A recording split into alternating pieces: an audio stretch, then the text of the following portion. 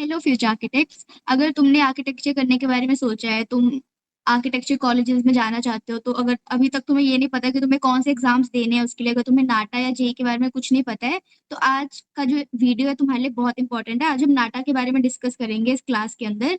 और तुम्हें जो भी डाउट्स होंगे नाटा 2027 से रिलेटेड, आज की क्लास के एंड तक, मतलब आज की वीडियो के एंड तक तुम्हें सब क्लियर हो जाएंगे। तो इस वीडियो को एंड तक देखना। हम नाटा 2027 की बात कर रहे हैं यहाँ पे। तो सबसे पहले जो नाटा है, that is national aptitude test in architecture, जिसको काउंसिल ऑफ आर्किटेक्चर सीए करवाती है हर साल। तो आज की वीडियो में मैं जो भी तुम्हें डिटेल्स बता रही हूँ, मैं इनके ब्रोचर के अकॉर्डिंग बता रही हूँ जो 2026 का था। यूजुअली क्या होता है, ये अपने ब्रोचर में काफी सारी चीजें चेंज करते रहते हैं। तो जब तक फाइनल ब्रोचर नहीं आता तब तक तुम कुछ भी नहीं कह सकते, लेकिन जो थोड़ी बहुत चीजें हमें पता है, जो थोड़ी सेम रहती है हर साल, उन्हें हम डिस्कस कर रहे हैं इस क्लास में, जिससे हमें थोड़ा आइडिया हो जाएगा। क्योंकि ब्रोचर तो एग्जाम के कुछ एक दो महीने पहले रिलीज होता है, पर हमें प्रिपरेशन पहले से स्टार्ट करनी है। तो इसलिए हम इसके बारे में बात कर लेते हैं। सबसे पहले हम एलिजिबिलिटी की बात करते हैं। तो अगर तुम्हें नाटा एग्जाम देना है, तो या तो तुम्हारी 12th होनी चाहिए, या फिर तुम 12th में अपियरिंग होने चाहिए with mathematics and physics as compulsory subject. तो ये तुम्हारे पास होने ही चाहिए, मैथमेटिक्स एंड फिजिक्स। इसके अलावा तुम्हारे पास कोई भी थर्ड सब्जेक्ट हो सकता है, लाइक केमिस्ट्री, बायो और अदर टेक्निकल सब्जेक्ट, वो कोई भी हो सकता है। या फिर तुम डिप्लोमा के स्टूडेंट होने चाहिए जिसके पास मैथमेटिक्स कंपलसरी सब्जेक्ट होना चाहिए। तो ये दो एलिजिबिलिटी क्राइटेरियाज है। इसके बाद एक और इम्पोर्टेंट चीज है कि तुम्हारे 12th में भी, या फिर अगर तुम डिप्लोमा के स्टूडेंट हो, तुम्हारे एटलीस्ट 45% एग्रीगेट मार्क्स होने चाहिए मिनिमम, अगर तुम्हें इंडिया के अंदर किसी भी आर्किटेक्चर कॉलेज में एडमिशन चाहिए थ्रू नाटा। तो उसके अलावा एक और बात है कि जो नाटा एग्जाम है ना, इसके अंदर कोई भी एज लिमिट नहीं है। तो किसी भी एज ग्रुप का या किसी भी एज का कोई भी इंसान, कोई भी कैंडिडेट इस एग्जाम को दे सकता है। तो यहाँ पे कोई एज लिमिट नहीं होती। ये सब एलिजिबिलिटी है नाटा की। तो जो इम्पोर्टेंट था एलिजिबिलिटी से, वो तो मैंने तुम्हें बता दिया। उसके बाद एग्जाम डेट्स की बात कर लेते हैं। ये जो एग्जाम डेट्स मैंने यहाँ पे लिखी है ना, ये थोड़ा इस ईयर के अकॉर्डिंग है। जैसे लास्ट ईयर सैटरडे संडे को एग्जाम्स हो रहे थे, इस साल फ्राइडे सैटरडे को हो रहे थे। तो मैं तुम्हें वो एक्सप्लेन कर देती हूँ। अगले साल मतलब 2027 में भी थोड़ा बहुत चेंज हो सकता है, लेकिन यूजुअली ऐसा ही रहेगा। तो जो एग्जाम होता है नाटा का, ये बहुत सारे यहाँ पे तुम्हें मल्टीपल अटेम्प्ट्स देखने को मिल जाएंगे। मतलब बहुत सारे मल्टीपल डेट्स पे सीओए इसको कंडक्ट करवाता है एग्जाम्स को। तो बहुत सारी मल्टीपल डेट्स होती है। इस साल क्या था कि जो नाटा एग्जाम था वो अप्रैल से लेके जुलाई तक चला था, और हर फ्राइडे को और हर सैटरडे को, एक्सेप्ट ऑफ पब्लिक हॉलीडेज, कोई भी स्टूडेंट किसी भी दिन एक डेट सिलेक्ट करके उस डेट को एग्जाम दे के आ सकता है। तो ये ऐसा हो रहा था कि किसी भी डेट को जो कैंडिडेट चाहता है वो अपने अकॉर्डिंग वहां पे जाके टेस्ट दे सकता है। और लेकिन एक बात इंपॉर्टेंट है कि बहुत सारे अटेम्प्ट्स है, लेकिन एक कैंडिडेट सिर्फ 2 डेट्स में अपियर हो सकता है। मतलब सिर्फ 2 दिन एग्जाम दे सकता है, और उस 2 बार जो एग्जाम देगा उसमें से जो बेस्ट स्कोर होगा, that will be considered for percentile. तो ये है नाटा का। और जो उसके बाद रिजल्ट की बात करें, तो result usually 1 week after the exam आ जाता है।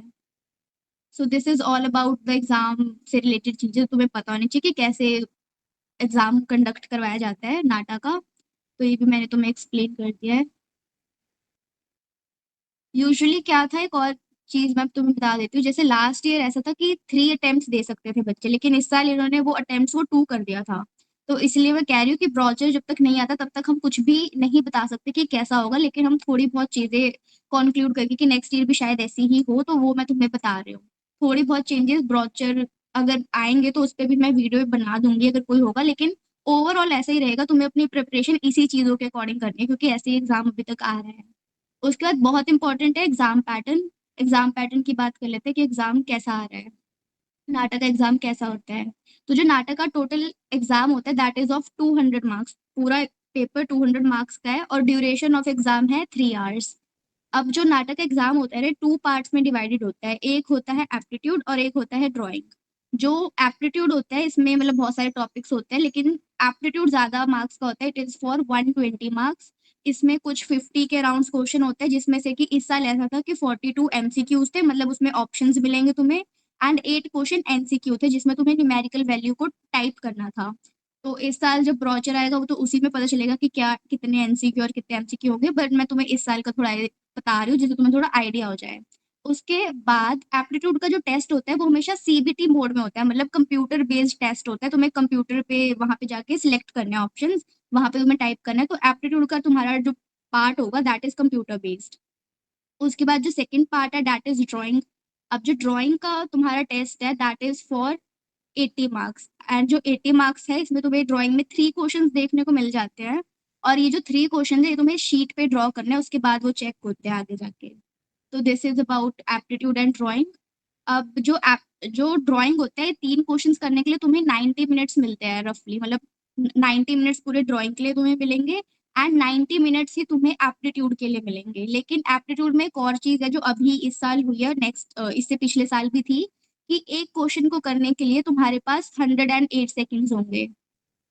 108 सेकेंड्स होंगे तुम्हारे पास, तुम्हें इन्हीं टाइम में एक क्वेश्चन को सॉल्व करना है। तुम्हारी स्क्रीन के ऊपर टाइमर चलेगा, जैसे ही वो टाइम खत्म होगा तुम ऑटोमेटिकली दूसरे क्वेश्चन पे चले जाओगे। तो बहुत इंपॉर्टेंट है कि जब तुम नाटा की प्रैक्टिस कर रहे हो तो तुम टाइम बेस्ड प्रैक्टिस करो, क्योंकि ऐसे बहुत सारे क्वेश्चन होते हैं तो लॉजिकल होते हैं जो तुम ऐसे भी सॉल्व कर सकते हो, लेकिन तुम्हें उसमें ट्रिक्स पता होने चाहिए जिससे तुम उसको टाइम में सॉल्व कर सको।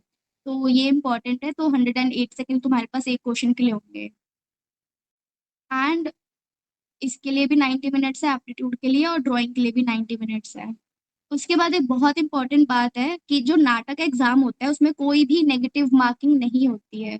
जैसे आर्किटेक्चर का अगर तुम्हें एग्जाम देना है तो तुम्हें पता होगा, या तो तुम जेई के थ्रू किसी भी कॉलेज में एडमिशन ले सकते हो, जेई बियाक पेपर 2, या फिर तुम नाटक के थ्रू एडमिशन ले सकते हो। अब जो जेई होता है उसमें थोड़ा मैथ्स डिफिकल्ट आता है पहली बात। और उसके अलावा वहां पे अगर तुमसे कोई क्वेश्चन गलत हो गया तो तुम्हारी यहाँ पे नेगेटिव मार्किंग होगी। लेकिन नाटा में कोई भी नेगेटिव मार्किंग नहीं होती है। तो तुम वहां पे अगर तुम्हें कोई ऑप्शन नहीं आ रहा, तुम्हें 50-50 लग रहा है, तो भी तुम वहां पे जाके थोड़ा कर सकते हो, लेकिन तुम जेई में ऐसा नहीं कर सकते। तो कोई नेगेटिव मार्किंग नाटा में नहीं है। अब एक बहुत इंपॉर्टेंट चीज है जो तुम्हें नाटा के बारे में पता होनी चाहिए, that is merit score. Merit score क्या होता है, बहुत सारे बच्चों को ऐसा नहीं पता होता है, वो सिर्फ नाटा पे फोकस करते हैं और सोचते हैं कि बोर्ड में तो बस 45% मार्क्स चाहिए। तो ऐसा भी नहीं होता है। मेरिट स्कोर बनकर आता है नाटा के अंदर, जो कि ऐसा होता है कि जो तुम्हारा नाटा स्कोर होता है ना आउट ऑफ 200, उसको 4 से डिवाइड करते हैं और फिर उसको प्लस करते हैं बोर्ड के मार्क्स के साथ। बोर्ड्स के मार्क्स को भी हाफ करते हैं, 2 से डिवाइड करते हैं और इनको प्लस करते हैं। तो मतलब तुम्हारे नाटा के स्कोर भी अच्छा होना चाहिए, तुम्हारा बोर्ड्स का स्कोर भी अच्छा होना चाहिए, तभी तुम्हारा ओवरऑल मेरिट स्कोर अच्छा होगा। और जितना तुम्हारा मेरिट स्कोर अच्छा होगा उतने ही तुम्हें अच्छे कॉलेजेस में एडमिशन मिल सकता है।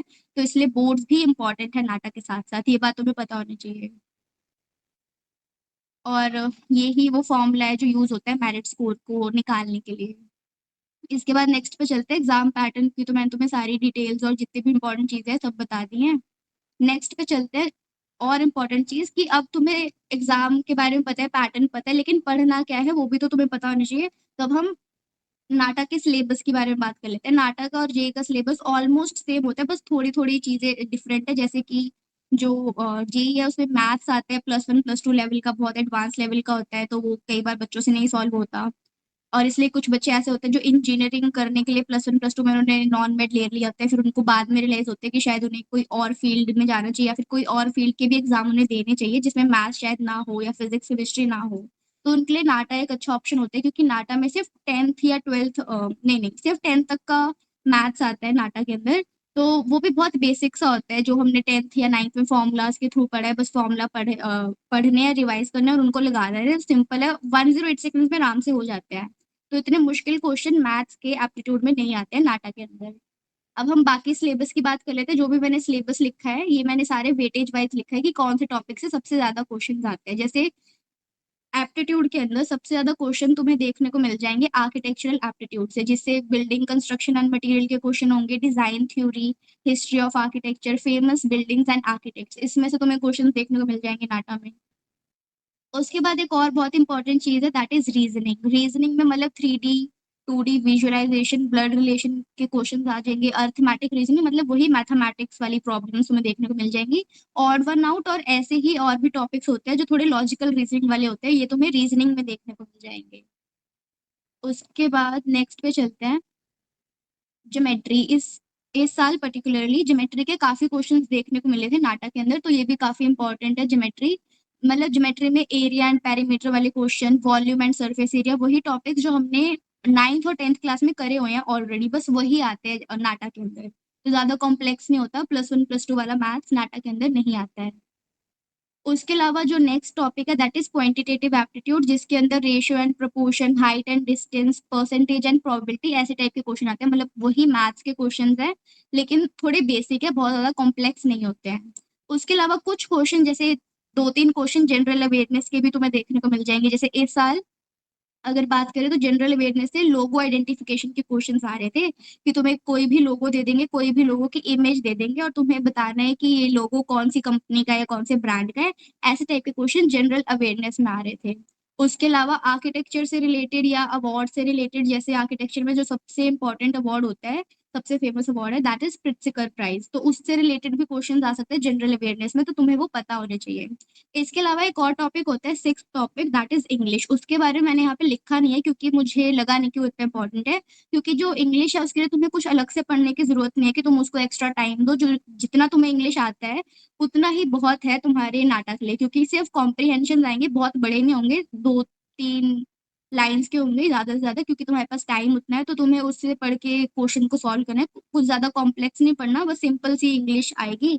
अगर मुश्किल क्वेश्चन आएगा तो उसके लिए भी तुम ज्यादा तो कुछ कर नहीं सकते हो, और तुमने इंग्लिश पढ़ने में टाइम लगा भी दिया लेकिन फिर भी क्वेश्चन कुछ ऐसा आ गया जो तुम्हें पता ही ना हो, तो फिर तो वो टाइम वेस्ट ही होगा एक तरह से, तो उसको तुम स्किप कर सकते हो अगर करना हो। लेकिन इन टॉपिक्स को स्किप मत करना, क्योंकि इनसे ज्यादा वेटेज है। इंग्लिश से अगर आएगा भी तो एक आधा क्वेश्चन आएगा, इतने ज्यादा भी नहीं आएंगे, तो ये ज्यादा इंपॉर्टेंट है इंग्लिश के कंपेयर करें तो। हमने एप्टीट्यूड की बात कर ली है सिलेबस की, अब हम लास्ट बात कर लेते हैं ड्राइंग के सिलेबस की। तो ड्राइंग 80 मार्क्स की है। 80 मार्क्स में मैंने तुम्हें बताया कि 3 क्वेश्चन तुम्हें देखने को मिलेंगे। तो जो पहला क्वेश्चन है that is 2D composition. 2D composition जिसमें मतलब तुम्हें कोई भी 2D ड्राइंग बनानी है, जिसमें कि तुम्हें कलर भी ऐड करना है। तो ये जो 2D कॉम्पोजिशन का क्वेश्चन है, इसमें तुम्हें लोगो डिजाइनिंग देखने को मिल सकता है, साइनेज देखने को मिल सकता है, फिर म्यूरल्स देखने को मिल सकते हैं। लास्ट से लास्ट ईयर बहुत ज्यादा क्वेश्चन आ रहे थे म्यूरल्स के ऊपर, कि तुम्हें कोई म्यूरल बनाना है, और इस साल ज्यादा क्वेश्चन हमें लोगो डिजाइनिंग के देखने को मिलते हैं, साइनेज के। तो ये सारे टॉपिक्स हैं जितने भी आ सकते हैं 2D कॉम्पोजिशन में, मैंने उनको यहाँ पे लिख दिया। पर ये बहुत इंपॉर्टेंट है कि तुम्हें जो 2D कॉम्पोजिशन है इसमें कलर करना है, और ये जो 2D कॉम्पोजिशन है ना, क्वेश्चन 1, ये 25 मार्क्स का होता है। इसके बाद हम क्वेश्चन नंबर 2 पे चलते हैं। Question number 2 is 3D composition. अब जो 3D कॉम्पोजिशन है इसमें तुम्हें सबसे इंपॉर्टेंट बात सबसे पहले कि कोई कलर नहीं करना, तो ये ब्लैक एंड व्हाइट रहेगा। इसमें शेडोज और लाइट वेट उसी का, लाइन वेट का थोड़ा रोल रहेगा ज्यादा। तो 3D कॉम्पोजिशन में ऐसा है, और ये भी 25 मार्क्स का है 2D कॉम्पोजिशन की तरह। अब जो 3D कॉम्पोजिशन है इसके लिए तुम्हें कौन सी ऐसी चीज है जो पता होनी चाहिए, जिससे तुम्हें प्रैक्टिस करनी है। सबसे पहले तो तुम्हें ज्योमेट्रिकल ऑब्जेक्ट्स बनाने की प्रैक्टिस करनी है, रियल लाइफ ऑब्जेक्ट्स बनाने की कोशिश करनी है, क्योंकि रियल लाइफ ऑब्जेक्ट्स ही आते हैं ज्यादातर 3D कॉम्पोजिशन में, कि तुम्हें बोल देंगे तुम्हें कोई भी वॉज बनाना है, बॉल बनानी है, क्रिकेट का सामान बनाना है, ऐसे टाइप के क्वेश्चन आते हैं। तुम्हारे रियल लाइफ ऑब्जेक्ट्स की तुम्हें प्रैक्टिस करनी है। उसके अलावा तुम्हें फ्री हैंड ड्राइंग भी बनानी पड़ेगी, क्योंकि फ्री हैंड क्वेश्चन भी आ सकते हैं कि हैंड को ड्रॉ करना। जैसे एक बार क्वेश्चन आया था कि जिसमें हैंड को ड्रॉ करना था, पाम को, और उसमें एक स्क्रू ड्राइवर पकड़ा हुआ है या फिर पेन पकड़ा हुआ है, ऐसे टाइप का ड्राइंग भी आ सकता है बनाने को। तो फ्री हैंड ड्राइंग भी तुम्हें आना चाहिए। उसके अलावा 3D कॉम्पोजिशन में बहुत इंपॉर्टेंट है कि तुम्हें पर्सपेक्टिव का नॉलेज हो एंड शैडोज, ये दोनों बहुत इंपॉर्टेंट है। इसके बेसिस पे तुम्हारे मार्क्स डिडक्ट होते हैं, तुम्हें प्लस मार्क्स मिलते हैं। अगर तुम्हारे नॉलेज है, अगर तुम्हारे एग्जामिनर देखेगा कि हाँ इस बच्चे को पर्सपेक्टिव आ रहा है, ये शैडो ड्रॉ करे, क्योंकि शैडो ड्रॉ करना है। अगर क्वेश्चन जो ब्रोचर होता है ना, उसमें भी दे रखा होता है कि 3D कॉम्पोजिशन विद शैडो, तो ये इंपॉर्टेंट है कि तुम इसको बना कर आओ, तुम इसकी प्रैक्टिस करो। और इसके अलावा जो नेक्स्ट लास्ट हमारे पास जो क्वेश्चन है that is question number 3, 3D modelling. ये सबसे ज्यादा मार्क्स का है, 30 मार्क्स का। अब 3D मॉडलिंग सबसे ज्यादा मार्क्स का है, लेकिन सबसे ज्यादा इजी भी यही होता है। इसमें तुम्हें 12 फॉर्म के शेप्स मिलते हैं वही एग्जाम सेंटर के अंदर, और एक एडहेसिव मिलता है जिसे तुम्हें उन 12 शेप्स को आपस में ज्वाइन करना है, और कोई भी चीज जो वो बनाने को कह रहे हैं उनको बनाना है। जैसे क्वेश्चन दे सकते हैं कि तुम्हें वर्टिकैलिटी शो करनी है, या फिर तुम्हें एक फोर्ट का रिजेम्बलेंस बनाना है, स्पेस क्राफ्ट का कुछ रिजेम्बल करना है।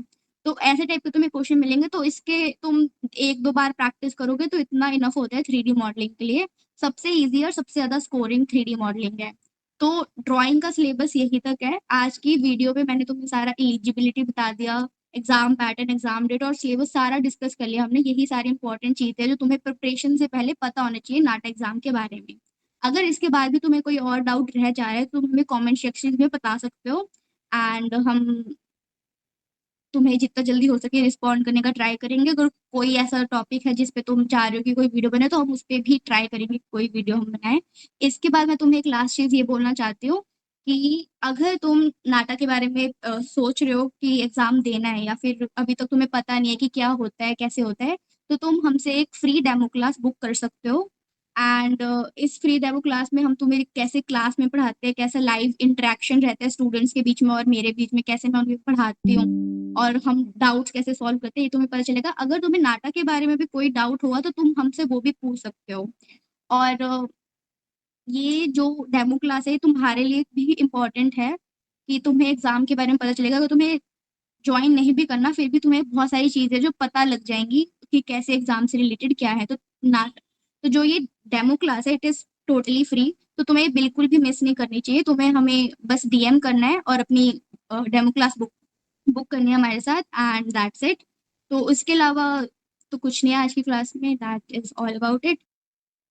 सो एट लास्ट मैं तुम्हें अपने बारे में बताना चाहती हूँ। I am Arpita from Blueprint Scholars, and Blueprint Scholars is a community that we are building to help students जो कि आर्किटेक्चर के एग्जाम्स की प्रिपरेशन करें या फिर कॉलेज में है उनको भी अगर हम हेल्प कर सके, तो it is a community that we are building to help people. तो अगर तुम्हें कोई भी डाउट हो, कोई भी प्रॉब्लम हो, तो तुम हमारे साथ शेयर कर सकते हो। अगर तुम्हें ज्वाइन भी करना हो तो तुम कर सकते हो। हमने जो ब्लूप्रिंट स्कॉलर्स है इसको जब हमने स्टार्ट किया था तो पहले से मोटिव हमारा यही था कि हम ज्यादा हेल्प करें, और हमने प्राइजेस बहुत डिसेंट रखे हैं। जितना कम हम रख सकते हैं उतना कम रखा है। तो अगर तुम इंटरेस्टेड हो, तुम्हें ज्वाइन करना है, तो you should definitely come to our free demo class. तो तुम्हें देखना चाहिए कि हम क्लासेस में कैसा पढ़ा रहे हैं। तो that's all about today's class. Thank you.